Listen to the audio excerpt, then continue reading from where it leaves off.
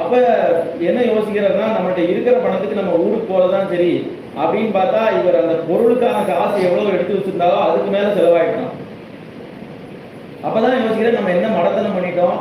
இதை நம்ம ஊர்ல வச்சிருந்தா நம்ம சௌக்கியமா இருந்துக்கலாமே. இந்த சாமான வாங்கணும் நம்ம கிளம்பி இவ்வளவு வியாபாரங்களையும் செலவு பண்ணிட்டு கடைசியில் பார்த்தா நம்ம ஊருக்கு போறதுக்கு தான் காசு இருக்குங்கிறாப்புல நிலைமை வந்துட்டு, அந்த சாமானே வாங்க முடியாதுங்கிறாப்புல நிலைமை வந்துட்டு அப்படின்னு.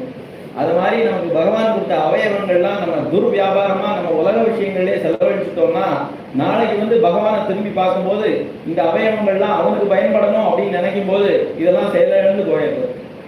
அப்படின்னு இந்த கைங்கரியத்துக்கே உபயோகப்படணும் அப்படிங்கிறதுக்காக தான் இந்த பகவான் நமக்கு இதெல்லாம் கொடுத்துருக்கார். அதனால எது மெய்யான விஷயமோ அதிலே நமக்கு இந்த சரீரமும் மனசும் ஈடுபட்டாதான் நமக்கு இந்த ஜென்மா கிருதார்த்தமாகும். அது மாதிரி விஷயங்கள்ல ஈடுபடணும்னா